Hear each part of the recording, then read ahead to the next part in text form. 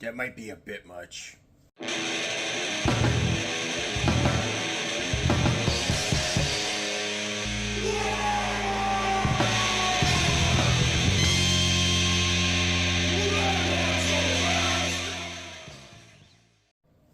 Wag! Welcome back to the Red Ones Go Faster. I'm old Big Mek, and in this video, it's snowing outside, which means we're stuck inside all day, which is the perfect time to work on our Beastsnagga Army. Let's get into it!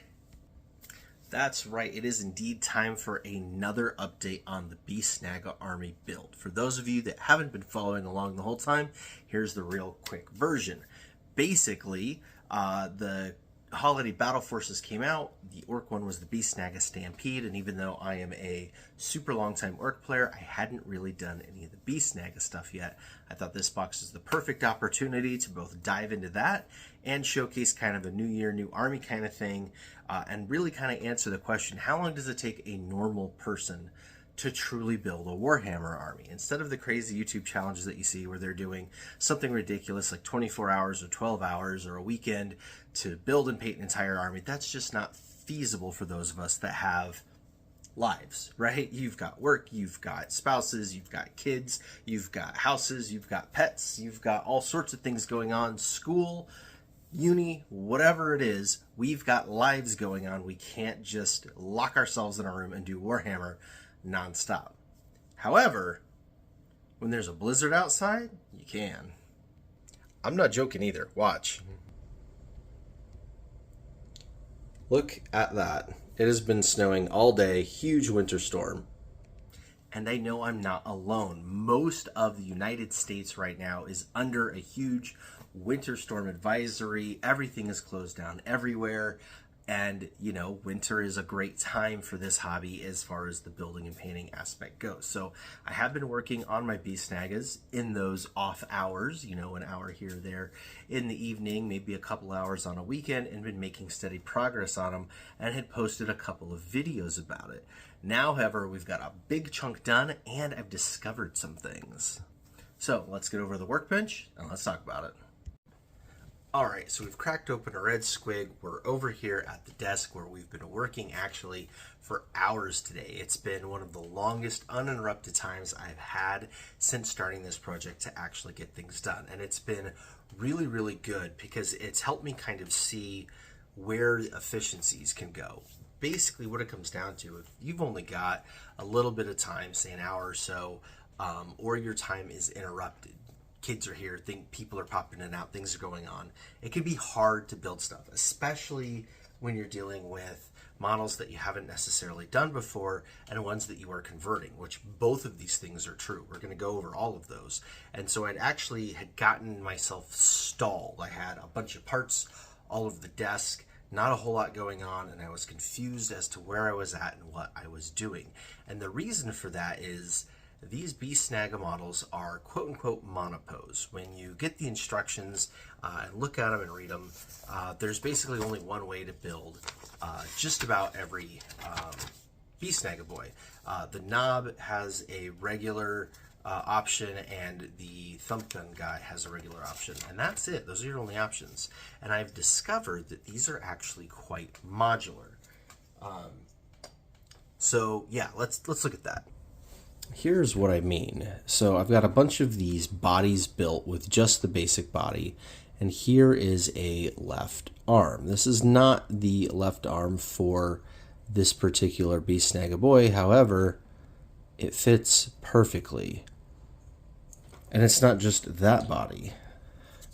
This body too has the same join area on it, and it actually plops right in. And all of the arms are actually like that. This is the knob arm, and you can see it actually has that same kind of funky connector on it and goes right into the non-knob body. Oi, past Big Mek here, standing in for future Big Mek to show you some of these. For example, this is body 1718. On the left here you see built exactly as the box or the instructions state, and that is with arm 19 holding the pistol. Next to me here on the right is another 1718, but this arm, however, is not the same arm. However, it slots perfectly in place. See that join? And there we are, glued. So this is arm 32 taking place of arm 19. And now with a different head and a different shoulder pad, I will have two orcs, Beastsnaggas that look different enough from each other to hide the fact that they are monopose. And there we go. Different shoulder pad, different head, different arm, different blaster. We have us a different looking orc Beastsnagga. So again, this is arm 32 in place of arm 19, which of course makes an assumption that arm 19 will fit in place of arm 32. And to test that theory, here we have body 29 and 30, and here we have arm 19 in place of arm 32. And wonder of wonders, perfection. Put a dab of glue in it. And when I say perfection, I mean it. Look at that. There is no gap in that armpit whatsoever. That arm fits perfectly. And here we are side by side with the original version. So on the left you see as built with arm 32 like it's supposed to, and on the right you see with arm 19. So it gives not just a different pose, but you could see original arm is all orc and new arm has a cyborg hand, thus giving you a different looking fella. And that's not the only one. This guy is supposed to have arms 3 and 4. Instead he has 25 and 26. Once again, on the left you have original as built, and on the right you have as modified by gluing in a different arm in the same socket that literally uses the exact same socket. So again, this is 25 and 26 in place of arm 3 and 4. You can see also I obviously swapped the head. Most of the heads are swappable with one another. You just got to look at the back and see how much hollow they have to see whether or not they can do the ones that have some pretty turned necks. That's about all. The astute among you will notice that 25 and 26 are the alternate arms for the thump gunner, leading to speculation that the thump gun arms, which would be 10 and 11, are capable of going on body 1 and 2. Unfortunately, that answer is not really. So although the arm joint and the arm actually do line up, you can see it puts the thump gun pretty much right in front of the orc's face. Also, this body has the shoulder pad on the left arm, negating the ability to use number 11 without cutting all of that off. Now, is it doable? Yes. Is it as easy as a conversion as these other ones we've looked at? No. However, abandon not ye hope, those who wish to have a different thump gunner. They do go on to body 29/30 just fine. Again, right into the joints, no filler needed. Yeah, that one will work. So I will be doing this one for my army. The one unfortunate thing about arm 31 is it's the only separate right arm combat weapon, melee weapon. The other right arm melee orc, this one right here, the arm is molded into the body. So you will have this as your only option. And this is our resulting Beastsnagga. As you can see, he's got a totally different vibe about him with that different face, different shoulder pad, and different arm and pose. Basically, the long and the short of it is, it's totally doable to kit bash the Beastsnagga boys just within themselves. You don't even need any other kits.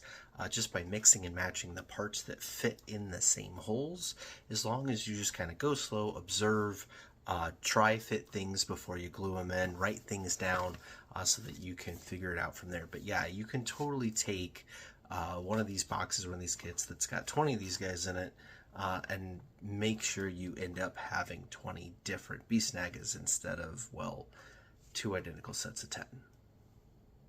Alright, so you just saw older, but actually younger, Big Mek. Explain that a little bit more with some more details on what that was looking like. And you can see how quickly that can get kind of overwhelming and confusing if you've got to stop and start and stop and start, and you come back and you go, what guy was I working on again?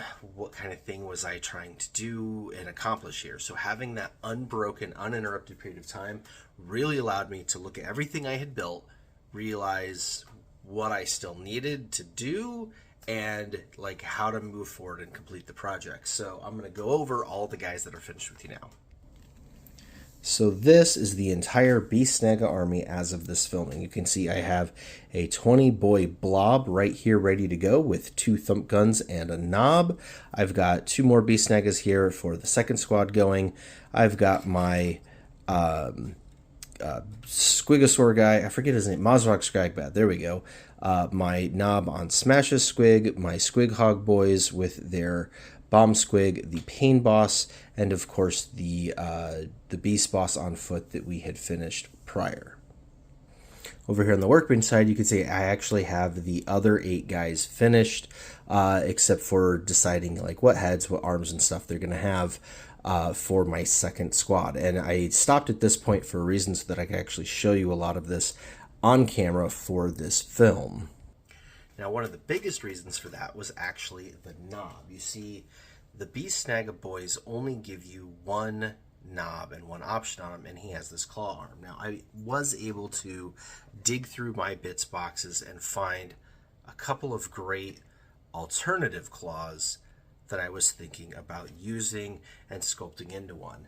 But the more I got playing around with it, the more I realized that this particular claw arm isn't that, I don't know, like unique looking that you're going to notice that they have the same weapon. It's more so the pose. He's the only one that has the Necron spine across his back, and just with that pistol up in the air, you look at the whole squad, he's the only one doing that. So if you build all your knobs the same, it's going to become really apparent on the tabletop. And that's part of why I built this third squad as all of the bodies, because these parts are the ones that don't really mix and match. You can't put different fronts on different backs. They don't work out that well.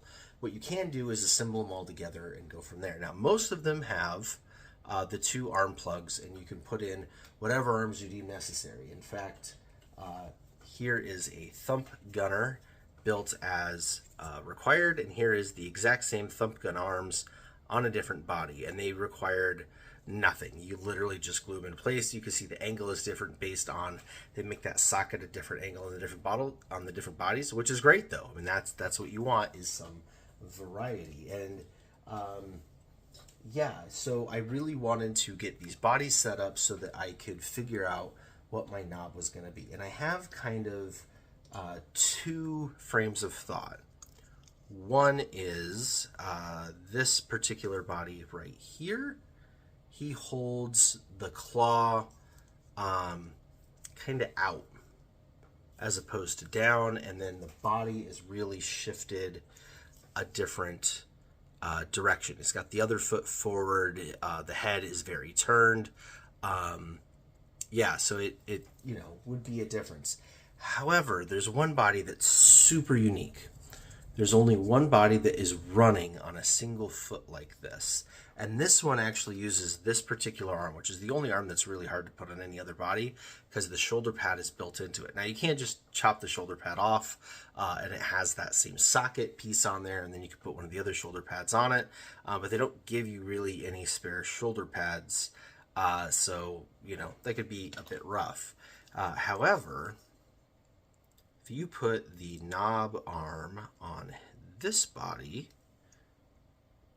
he's really unique looking. And the fact that he's running forward like that is very knobbish. So I think I'm going to go with that. The hard part is going to be getting his boss pull on him. You've got to get this on his back in a way that makes sense, looks good, puts his boss pull up there. He's got kind of this crab shell looking thing going on. I think what I'm going to do is trim the back of these so that they're flat, glue this on. It actually goes this way, but you drill a little hole for the little peg to go in to help hold it in, but glue it on about like that, and have his little boss pull going. So that will be the knob for my other squad. The other thing I want to do is I do want to get a thump gun into it, and that's one of the issues that I've run into is the alternate build for the thump gunner. They still have you use short arm 11, and short arm 11 is the one you need for that hand, and there's no other option in there. Now, I can take one of the other arms and chop it up and work on it and get it to work, which is what I might do. The other option that I have is I have this bit from my bits box that's pretty thump gun looking, and the thump gun has a little piece that goes on the end. You can actually see it on the thump gunner here. All right. So I figure if I glue that in piece onto that weapon, it would look like a thump gun, and it is already in a single hand. So I might end up doing that instead. And yeah, that's just so that my squads are fully flushed out. Now, you're probably asking yourself, why would I build my 30 Beastsnaggas as a big group of 20 and a regular group of 10? Well, that's the other part of this video that I really wanted to talk about, and that's to make sure you actually look at the codex or the index before you get started so that you understand what it is you're doing and building. So for example, I had 2 of these kits that you could either build as a Beast Boss on Squigosaur or Mazrog Scragbad. You can't run 2 Mazrogs. You can never run 2 named characters. So it makes sense to only build one as him and build the other one as the generic Beast Boss. Then you get into things like, you know, your add-on weapons. Do you want to take them? In the past, you had to pay points for them, and not all the weapons were worth it, and so a lot of the special weapons weren't really taken.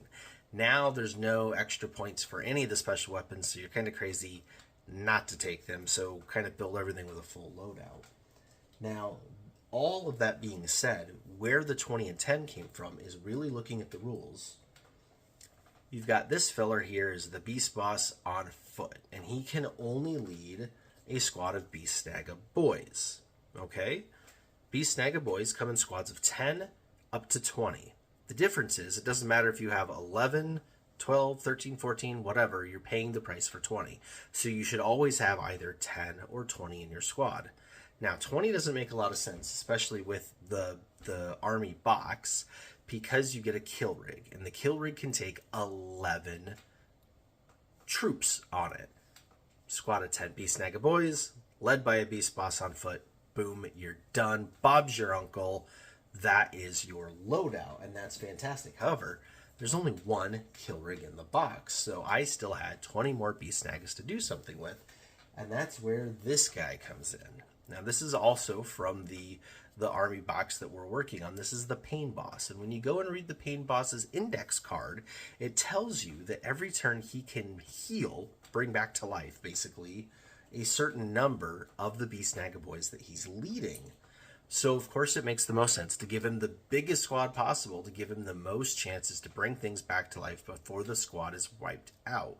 So, in order to have maximum synergy with all of the things that I'm building and playing with here, it made more sense to have a block of 20 to go with the Pain Boss, and then a block of 10 to go with the Beast Boss on foot. Now, if I ever get any more Beastsnaggas, the next one would be yet another squad of 10 on foot, and that would be because I am building a second Beast Boss on foot out of the torso of the second Beast Boss on Squigosaur. I'm not happy with it, though. You see, the issue with it is he is positively ginormous, and he should be. He's a Beast Boss. However, he's so ginormous that he makes legs look weird. So these are actually Iron Jaw knob legs, and you can see they look really stunty on him, and he just doesn't look good. Even with me adding a spiked belt to kind of give him some more torso, it's just not working out. His pose is also awkward as all get out with the changes I'm trying to make to him, and that's because the Beast Boss on Squigosaur comes with a ginormous choppa. However, the Beast Boss on foot has a ginormous claw and a ginormous choppa. And I didn't have any right-handed claws that were really calling my name. And I had this ginormous choppa that I really liked. So while I like him from kind of here up, I hate him from here down. So I need to find some better legs for him. I looked at everything. I looked at knob legs. This is a Assault Blackreach knob, but the legs are actually the identical size to the multi-part ones. They're too small. I tried Mega Armor legs. They looked a little better, but God, those are expensive, and you don't want to sacrifice a Mega Armor knob. So I haven't quite figured out what kind of legs to give him yet. Ideally, I think a old Assault on Blackreach Warboss, which can be had really cheap, has some pretty good sized legs, and getting him on that is probably the best bet. I happen to be all out of spare Black Reach war bosses at the moment, so I am going to pause on him until I can get my grubby little mitts on a set of those legs. And until then, I have plenty to work on. So I need to finish this squad of Beastsnagga boys. Like I said, I've got all of the other 8 torsos and legs all built. I have all of the arms clipped out and ready to go. I just need to decide what's going on what, glue it all together, put all their heads on, and call them done. That will complete all of the infantry I have for this army. I have another squad of Squighog boys, another knob on Smash a Squig, and the Beast Boss on Squigosaur build. And when all of that is done, then we get to the cake at the end, and that is going to be the kill rig. And the kill rig we are going to do a whole own video on, because there's a way to build it as both a kill rig and a hunter rig very, very easily, where you could take that Warboy on and off. And so we are going to detail all that. Plus, the Games Workshop instructions themselves are wrong, and so we'll talk about that in that video as well. So if you haven't built your rig yet, hold off on that till that video comes out, and then I can explain all of that to you. But until then, keep working on your orcs, keep working on your Beastsnaggas. We're getting there. The 3 hours I had today while it was snowing outside and I could just sit in here by myself and really concentrate, I was able to build 10 of these Beastsnaggas and get all of these torsos built and all of these decisions made so that I had no 2 guys that were exactly alike, and that really made me feel good. That's going to do it for today's video. If you want some of these Beastsnagga bits for your own collection, or things like a set of legs to convert your beast boss, there's actually a way to do that. If you come over and support me on Patreon at the paid tier level, you will have access to our bit service. The bit service finally went live just this weekend, and what it is all of my paid patrons are allowed to order bits from me as part of the thank you for being supporters. And there's 2 different options. There's either unsorted, where you get bits that are just bits. Now, they're guaranteed to be plastic and Games Workshop, but I mean, they're just going to be bits, right? The sorted version is you tell me exactly what you're looking for and I'll make it happen. So I've already gotten orders in from patrons on things like entire just stuff that would be appropriate for Beastsnaggas. So things that have the cyborg arms and hands and pieces on them, and your like the claws I showed earlier, right? Things of that nature that could be used on Beastsnaggas. I've had requests come in for vehicle parts just for tracked vehicles, so things like a bunch of tracks to put on, and some cool things like that are very much what they're after. And so there's 2 different price points depending on whether you want just unsorted or you want very specific bits. And what I'm doing it is a case-by-case basis, because sometimes there's going to be requests that I can't fill, and then I'll let you know that, or what I can come up with. I'm also able to ship them all over the world. I got a whole bunch of padded mailers. They're pretty cheap to send just about anywhere, so far so good on that. Now, if you like the Red Squig merchandise, this is my own original design. You can find it at our Teespring store, linked down below. We've got shirts, we've got hoodies, we've got stickers, and most importantly, there are kid sizes for your grots who absolutely love Red Squig. It gives them log. Well, that'll do it for this video, and until next time, Wagon!